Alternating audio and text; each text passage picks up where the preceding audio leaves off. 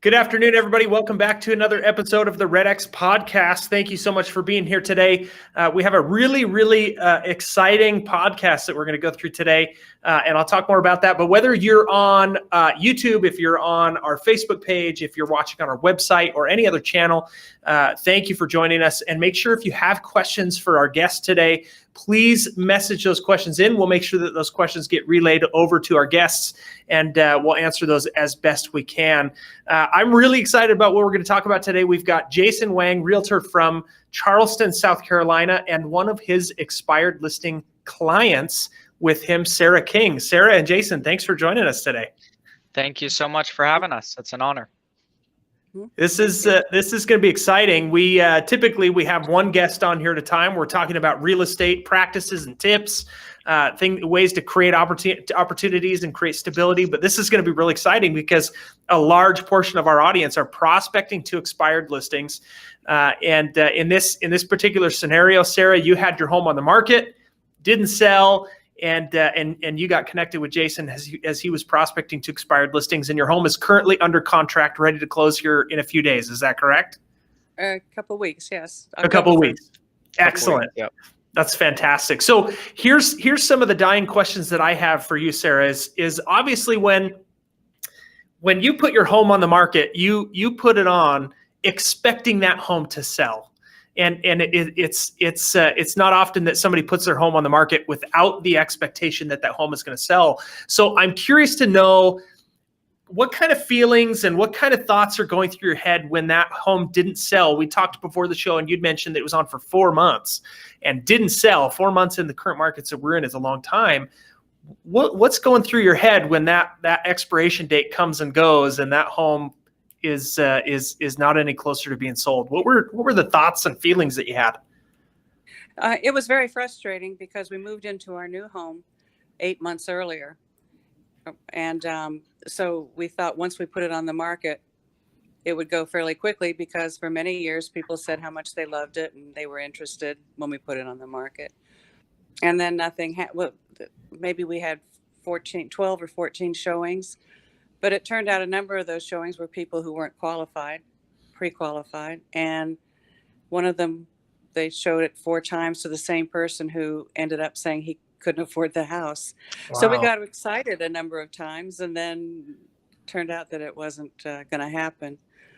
And we did get frustrated. We took it off the market and debated whether we would move back in because we loved the home. Well, and to see so many buyers go through that were not even pre-qualified, right? That seems like an oversight between maybe on behalf of your former realtor or the buyer's agent that they're working with. It seems like people coming into the home should have been pre-qualified to look at the home. Was that just an added measure of frustration of the whole process?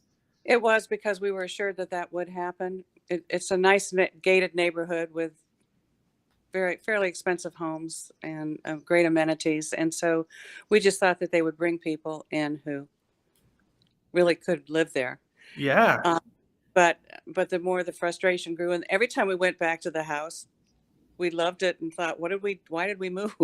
So when the day it came off the market, Jason called me within hours, and I was quite impressed with that.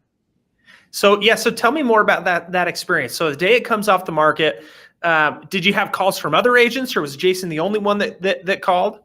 Jason was the first, and he was the first. He was the first. He was very impressive, and then the phone didn't stop ringing, and emails, and I took my phone off the hook for a while. Cut it off for a while, and but I was so impressed with Jason that we did make an appointment, even though we said to my husband and I, our children are grown and gone. But we had said, let's wait a few weeks and make a decision, because we'd been so disappointed in someone that we knew and thought would do a great job. We thought maybe we just shouldn't sell it right now. And we thought maybe the COVID was hurting things also. So we just waited. We were going to wait. And then when I heard from Jason, I said, well, let's talk to him. And we were going to interview. We said, if we do this, we're going to interview at least 5 people. We met Jason, and that was the end of it. We canceled the rest.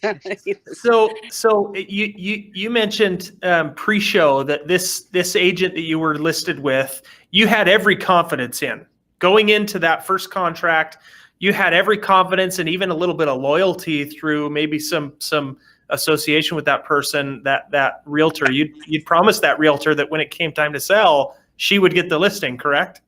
Correct. And did that make it that much harder? I mean, that much more frustrating? It did. It did until it came time, and I said, let's just break the contract. This isn't working. Yeah. She had a partner who we didn't know, who I'd never met. And I had lots of friends in real estate. So it was my loyalty to her because I told her I would. Yeah. And she had a partner who was very, very nice when I finally met him, but she never came to the house. I never saw her. Even from the time I agreed she could sell it, her partner was the one that showed it. And I couldn't feel like I could talk to him the way I could talk to her. Yeah. So it just didn't work for us. But Jason did immediately. So what was it? So I love this, that you're going, we're going to wait a couple of weeks. We're going to interview at least 5 people to find the right one.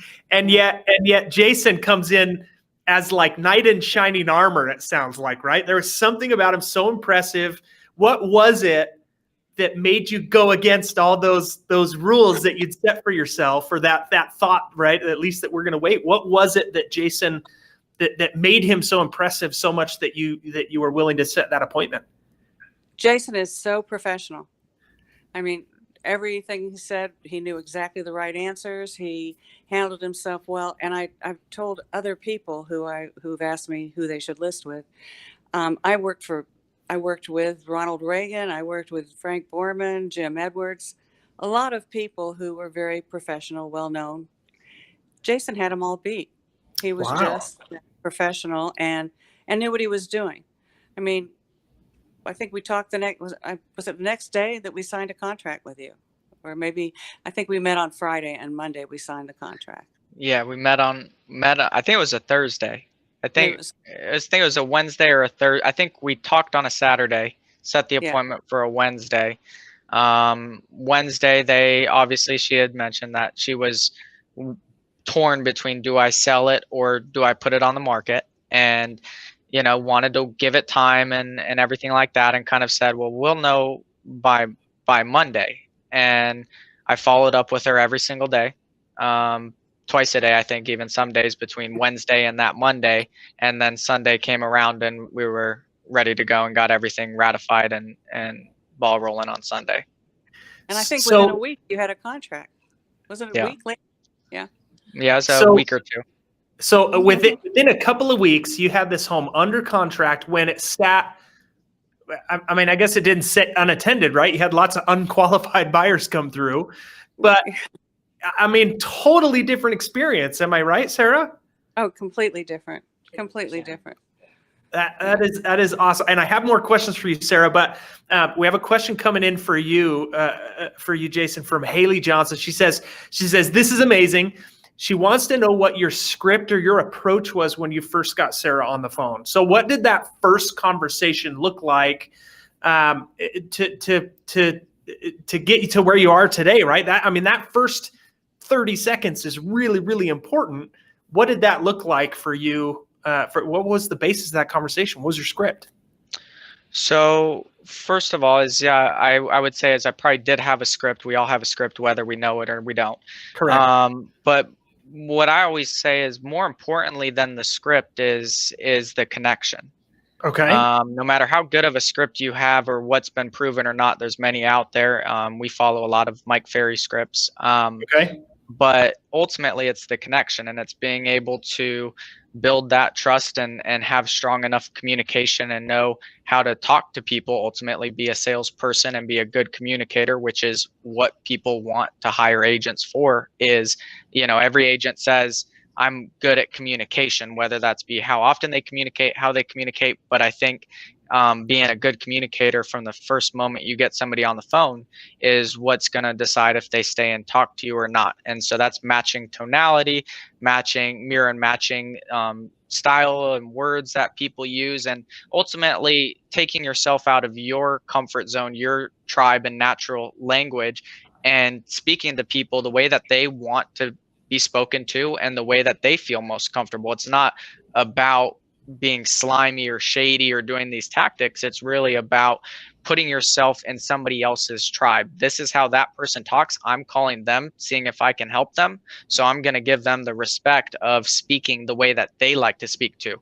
We're in Charleston, South Carolina. So we've got a lot of people who are from the South that can't stand what they would call the Yankees up north. And then we've got a lot of the Yankees down here that have moved down here that can't stand the way that the Southern people talk. And so as a respect, when you get somebody on the phone, is it doesn't matter where you're from or how you talk.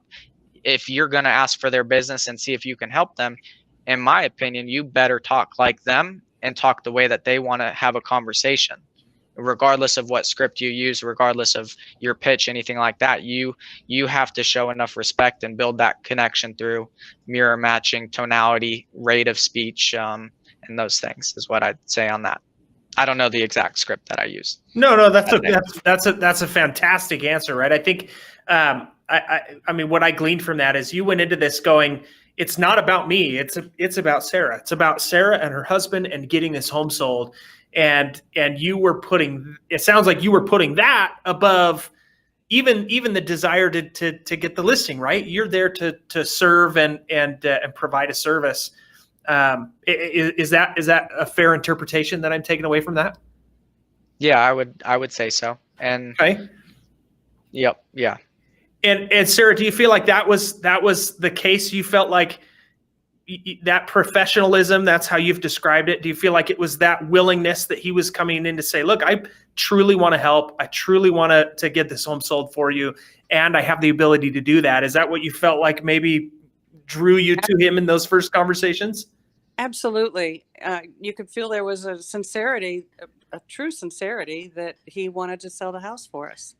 And he asked questions. He knew who we were fairly quickly, I believe. I mean, I could be wrong, Jason. But he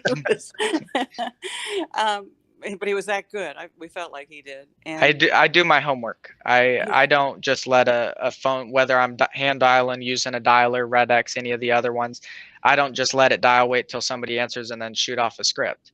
Even if I haven't done my homework before it starts dialing them, while it's dialing them, I'm doing my research. I know more information when that person answers the phone than anybody else that's calling, whether that's their name, how long they've owned the property, how many times it's been off the market, what price changes occurred with it, what their previous agent is up to, who their previous agent is. I usually have a pretty good understanding of what I'm getting into versus just shooting from the hip and hoping that a script works on somebody. And do you feel like that process that you go through to gain that information is worth it, right? Because there might be some who go, I don't need to do that. I'll get on the phone and we'll fly by the seat of my pants. But in your experience, what you're saying is it's worth it for me to spend the time to do that because that goes. I mean, that lends to the professionalism, lends to the I'm here to serve. Is that true? Yeah, absolutely. Awesome. I love that. I can add to that. Fairly soon, I think it was fairly soon after we met Jason, he called and asked me about my mother being from Poland. And not that many people know that my mother's from Poland, but there were newspaper articles in the past that talked about her past. And Jason called and asked me questions about it. And it really impressed me that he took the time to find out who he was working with. I mean, when he says that he finds out, he's not kidding. He knows. That is awesome. Yeah, he knew the other realtors. He knew how many houses they had sold. You could not fail to be impressed with his really cool knowledge. Yeah, it really was. It was impressive. Now, in spite of the professionalism and even just in the way you're talking, right? I can tell that you're impressed by the way that he's done business and handled your transaction thus far. But even going into this, was there any skepticism going into listing again? Even in spite of the professionalism, were you going, well, let's hope it works this time? Or did you have the confidence in Jason that he was the guy to get it done? We were fairly burned. I mean, there was even a time when one of the realtors, I don't know who or if it was the ones that we're working with, they pulled a plug that was attached to a plumbing situation. And when we walked in the house, the ceiling in the living room, a couple days later, the ceiling had fallen in. So we say it was on the market for 4 months, but it was actually 3 months because it took that long to repair the ceiling. And there was never any, well, I'm sorry, or this happened, or what, just nothing at all. It was just, let us know when you're ready to show it again. Wow. And that was very disheartening. But Jason, just, you knew that you weren't going to have those problems with Jason. I can't tell you why, other than he was so professional. He really cared about what our interest was. He even said, if you ever want to cancel with me at any time, just let me know, and you're not tied to a contract. And the people before knew how disappointed we were and tried to keep me at 180 days, which my house would still be on the market, I'm sure. Yeah. There's more ceilings falling. So it was just he was night and day. Like I said, we were going to interview, we had 5 people lined up, and Jason was the first. And we thought, both my husband, who's been in various careers, we were both very impressed. That is awesome. Now, he's great salesman. Mm-hmm. Now, we do have a question for you, Sara, from one of our listeners, Amanda Smith out of Texas, and she's a regular listener. Thank you, Amanda. She says, Sara, what would you say to the agents now that could really help other homeowners of expired listings to feel more at ease by putting their home back on the market? So what could you say to other realtors? What advice could you give to them that would help them to have this great second experience that you've had? Well, I think because you went through with somebody else, and obviously we're not happy with the results. I keep saying Jason's professionalism, but I think it's the sincerity more than the professionalism. I mean, my husband's right here. Don't you? His sincerity comes through, and after being kind of burned by somebody, that means a lot. He went hand in hand. He had both. He offered both. He offered a lot of knowledge about homes, because our house is 40 years old and it's on the water, which is not real helpful to houses. Yeah. He just did a magnificent job. I don't think there was a minute that we were disappointed. And so it sounds like, I mean, you mentioned a few things. You said, number one, we went with somebody else. That was key.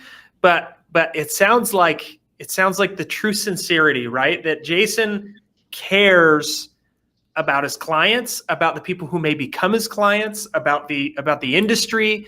It sounds like he views your assets as valuable, right? He looks at that and he says, hey, it might not be my home, but it's Sara's home. And that's what matters. And it sounds like that sincerity is really what has built the foundation for the successful and hopefully lasting relationship that you have. Is that accurate? Absolutely. The relationship, that was number one.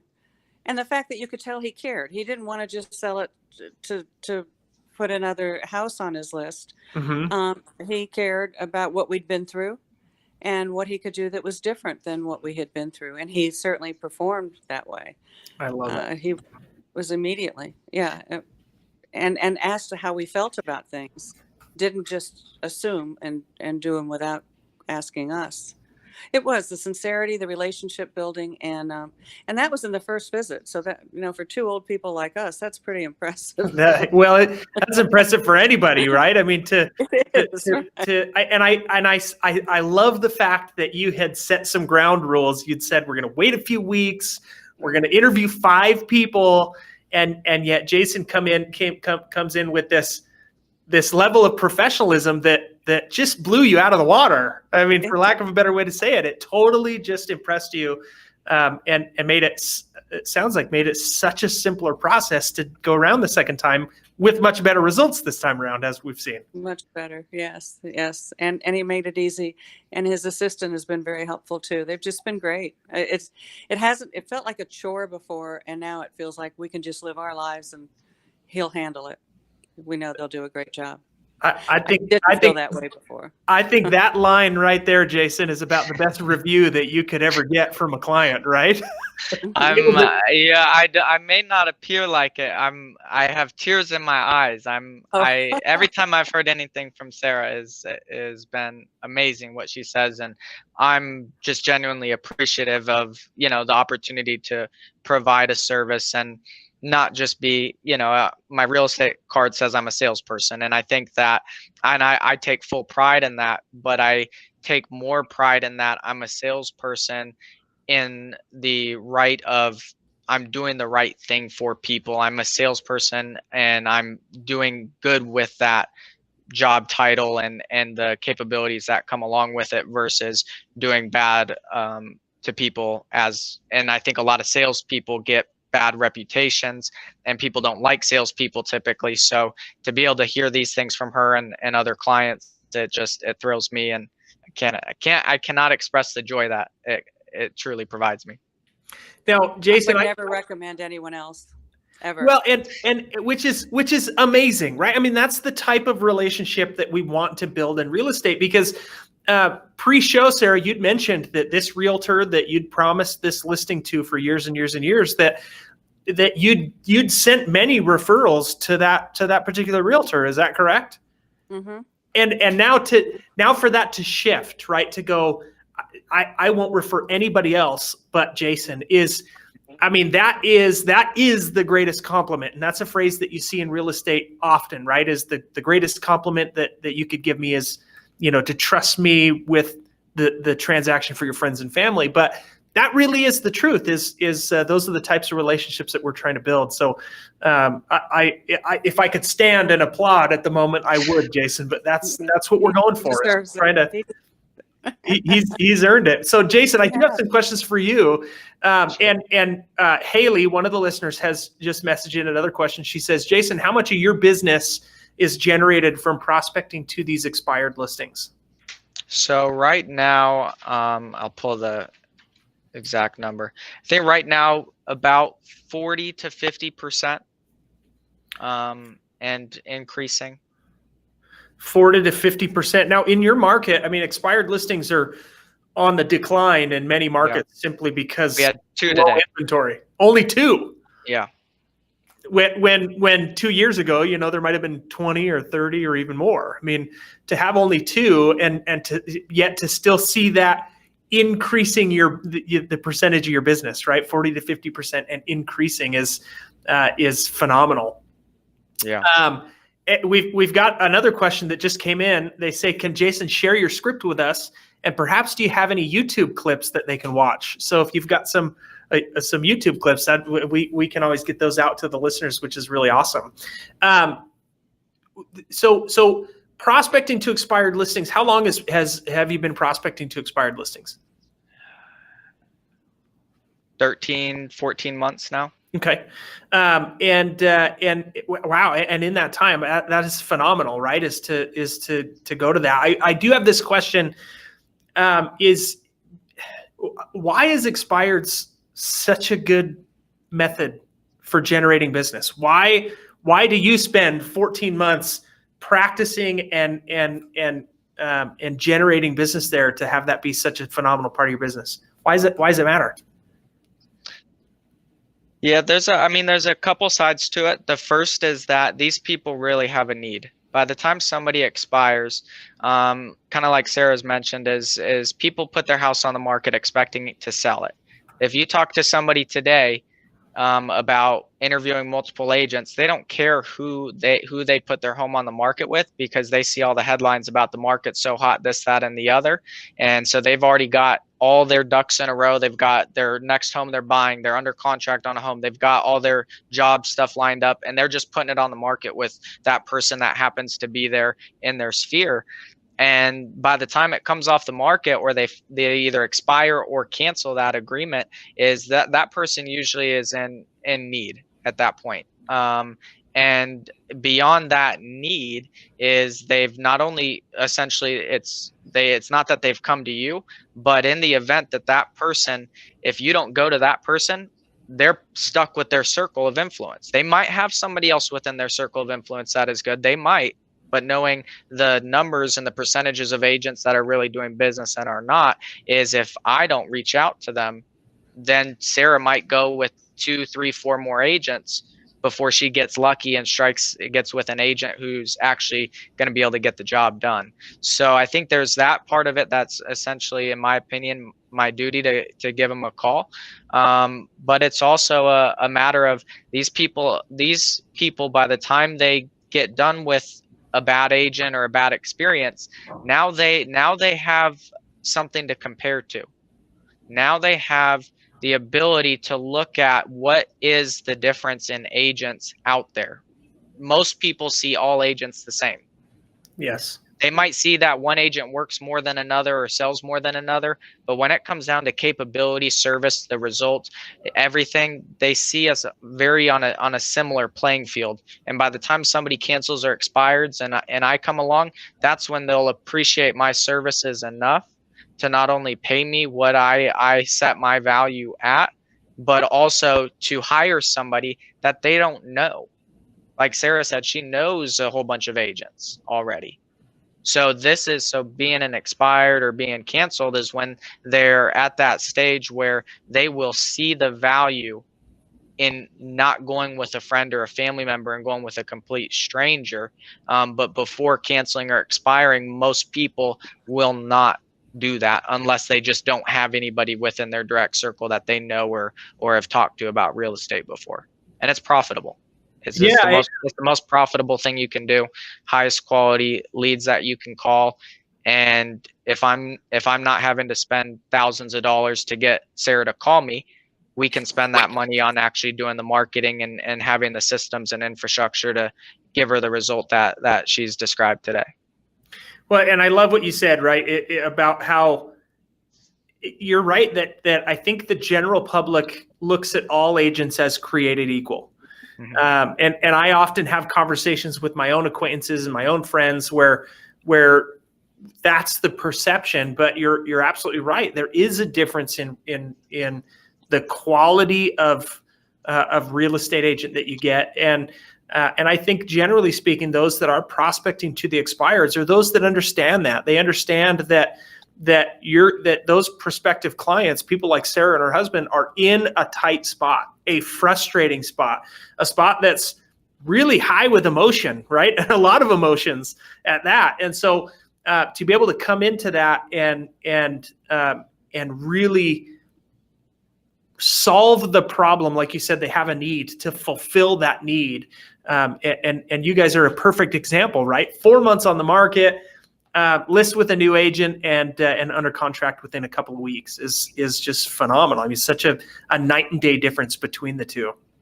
Oh, yeah. So we've got another question here for you that has come in, Jason. And Joanna has asked, she says, what platforms other than the client's social media do you use to get to know more about your clients? So she's assuming that their Facebook, their Instagram, their YouTube channels and things are places you're exploring. How else are you getting to know not only, and I'm going to expand this question a little bit, not only the client themselves, but the client's property? How else are you going out there and learning that information that you said you spent a lot of time doing and Sara said was impressive, right? Your knowledge was impressive. How do you go out there and get that information?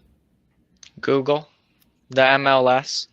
You know, I always tell sellers, they ask me what do I do other than put it on the MLS. I know how to use the MLS. Sure, any agent has access to the MLS, but knowing how to use it, knowing what to look at, knowing the market, knowing what numbers to be looking at, that's a whole different ballgame. And so it's not just putting a home on the MLS. It's using the MLS to the best of its abilities to really understand what's going on and what the differences are and the nuances and everything else you need to know to demonstrate to somebody up front that you know what you're talking about. So what you're saying is just because you can read the cookbook doesn't mean you can follow the recipe well and have a great meal at the end, right? Yeah, exactly. You got to really know your stuff, and that's one of those things. So let me look here because we've got questions coming in. I want to make sure that we try to get to all of these without jumping around too much. But another question that's come in is Jason, do you prospect to for sale by owners as well? And if so, do you have the same level of success with the for sale by owners as you do the expired listings? Yeah. So the first 10 months I was in business, I was actually in a different market. And I didn't prospect expireds. I wasn't allowed to prospect expireds per my coaching. I was following a certain system.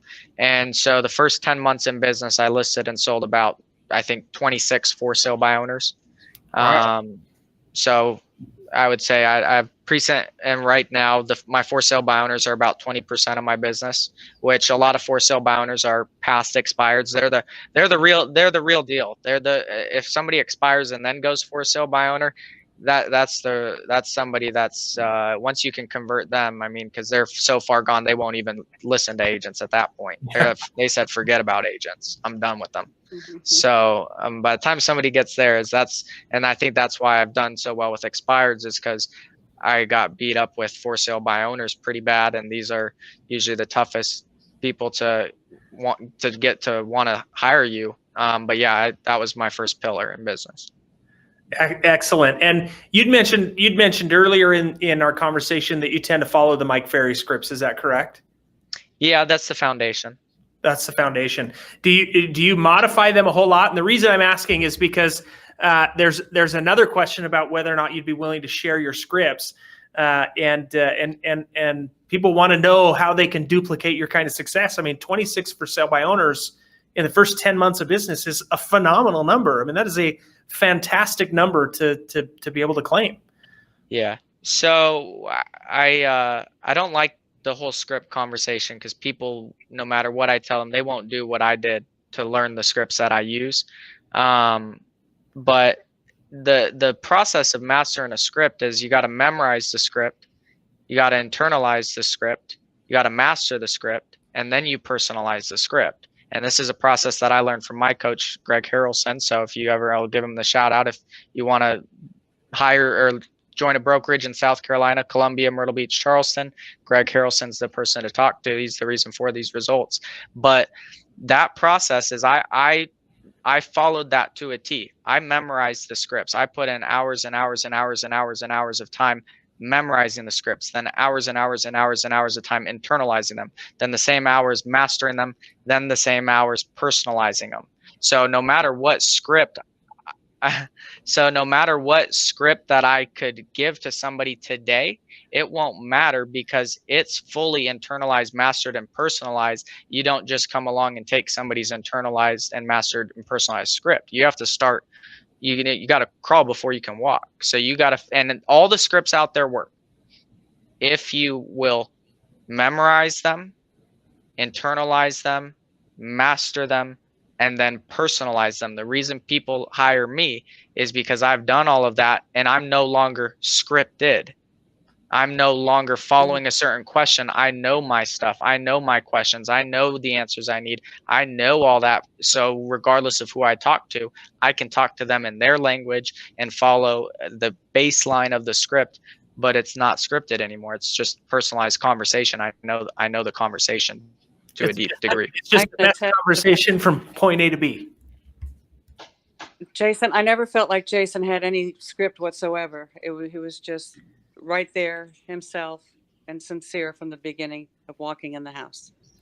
That's excellent. And that is, and kudos to you, Jason, because that really is the steps that you mentioned, right? Is to memorize, internalize, master, and personalize, right? Those are the steps to making any, and like you said, any script works, but those are the steps to making it work. And like you said, you spent hours and hours and hours, and that's key is, I mean, everybody, we practice what we do in our jobs. If we're an athlete, we practice what we do. If we're in engineering, we practice what we do. If we're in sales, we practice what we do.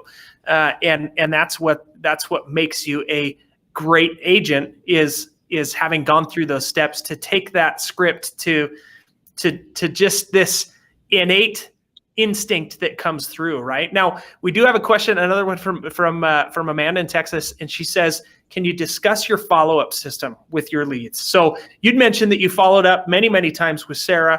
Is that typical, or was the follow-up with Sara every day between appointment and contract? Was that out of the norm. Help us understand a little bit more what your system looks like to make sure that you're communicating the right amount of times at the right times with people to make sure that you're listing as many properties as possible. Yeah.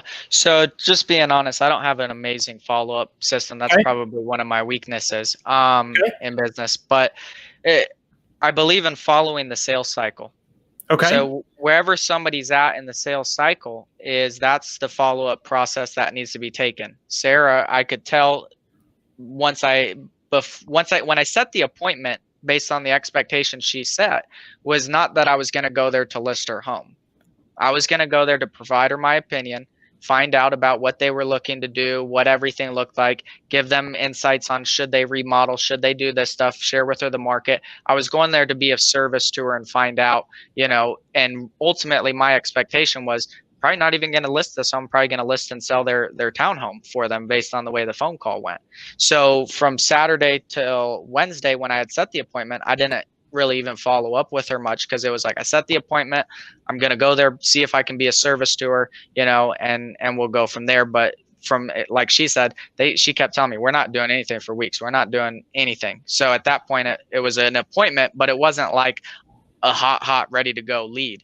By the time that I met with them and we had came to that understanding that, okay, they're basically there, they're ready to list.